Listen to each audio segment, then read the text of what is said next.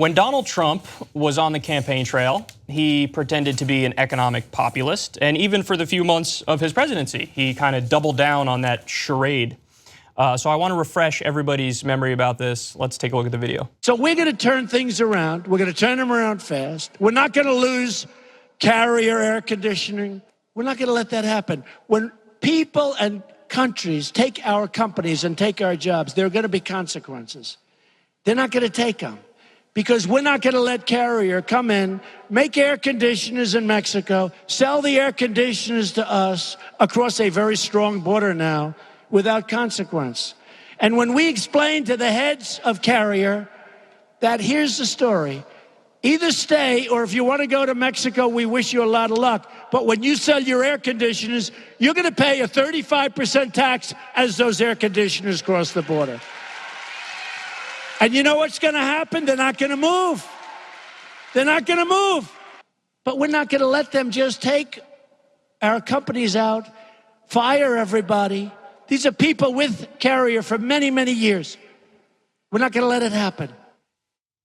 So let me just say right off the bat here, that was strong rhetoric. And I think that had a lot to do with why he won the election, because all he had to do was chip away in the Rust Belt, which he did. He was over there talking about how NAFTA was terrible and all your jobs were shipped out. And he really ran a strong economic populist campaign. Now, he was lying, as I'm about to get to in a second. But that kind of rhetoric, if he delivered on that kind of stuff, he would have gotten guff, let's say, from the corporate Democrats nonstop. But they would have been wrong, because that's protectionism. And we need a lot more of that, because we keep outsourcing jobs everywhere else and they're building sweatshops and all that stuff. But I want to refresh everybody's memory a little further. So the Hill explains here. In December 2016, United Technologies announced it had reached a deal with then-President-elect Trump to keep about 1,000 jobs at a carrier manufacturing plant in Indiana that were slated to move to Mexico. The company also pledged to invest $16 million in the plan. The company received millions of dollars in tax breaks over 10 years to keep the jobs in the U.S. Okay, so, here's where we're starting to see the charade fall apart, because he's rolling out the red carpet and basically giving them giant subsidies in order for them to keep the jobs here. Well, it gets even worse.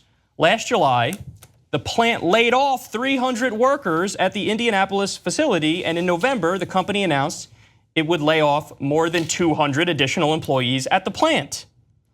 Okay, still not done with how bad it gets. Listen to this.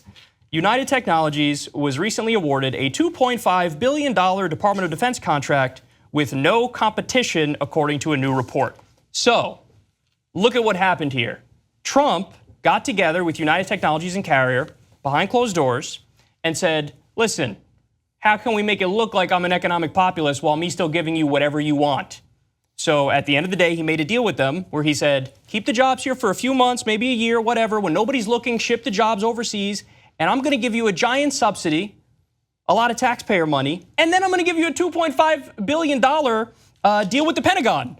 So this is hose the taxpayers, hose the workers, all while pretending to be an economic populist. So in other words, he's a liar and he's a fake populist. And if the Democrats run an actual populist against Donald Trump, they'll win in a historic landslide. So now, I had given Donald Trump a little bit of credit on this when he initially announced the deal. And I'll tell you why I gave him the credit and why I am completely retracting that now. Because you have to be open to facts and not just go with your prejudged opinions. So I don't like Donald Trump. I voted against him. I fought against him tooth and nail during the election. But when he said, I'm going to take away TPP, I was like, well, I like that. Yep, me too. And he did.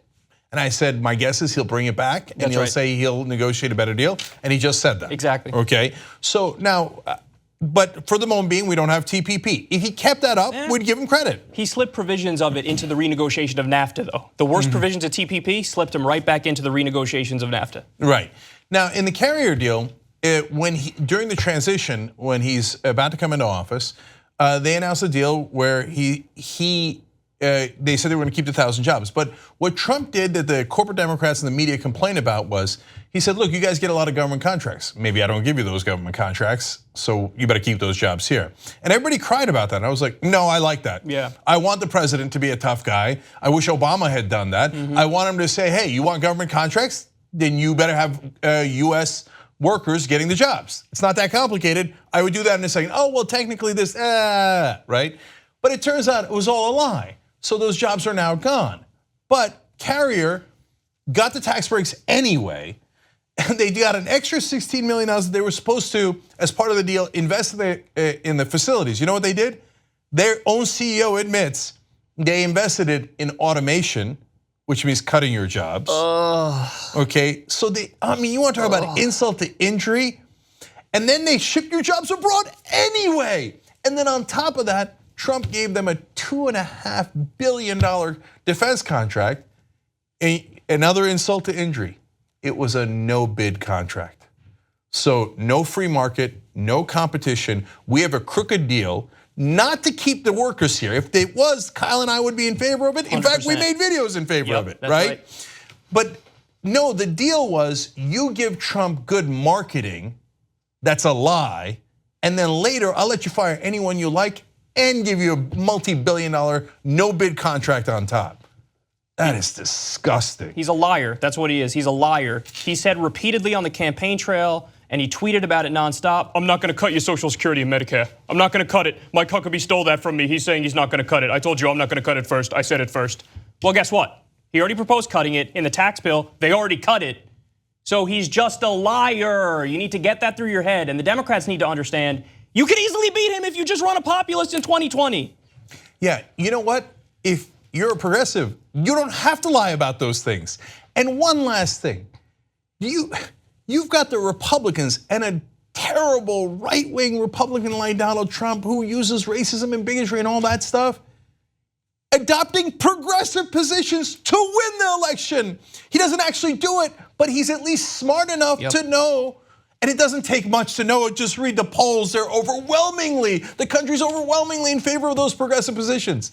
And the idiot corporate Democrats got to run to the right. Run to the right. Yeah. Oh my God, we're too progressive. We got to run to the right. And they let him steal progressive positions right from underneath their nose and pretend to be a progressive. And they never even called him out on it. Yep. All they did was like, Trump's a bad guy, Trump's a bad guy. Well, they argued, no. They argued your rhetoric is bad about cracking down on corporations for shipping jobs overseas. When they should have been the ones making the argument, no, we are going to do protectionism. We are going to keep your jobs here. So they fall for the trap. They're still falling for it right now. After Hillary Clinton's loss, what did they say?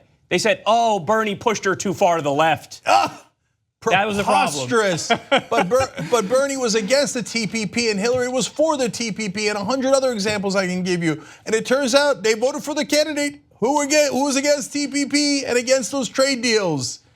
If you don't go populist left, you will get populist right. And that is the disaster we're living in right now. Fake populist right, but yes. If you want to get the whole Young Turks show every single day, become a member, tytnetwork.com/join. And once you do, you'll be saying, you know, I'm like a smart person. Or you might say, I think it's weird. Or you might say, oops. No, that won't be that one. It won't be that one. It'll be great, trust me. tytnetwork.com/join.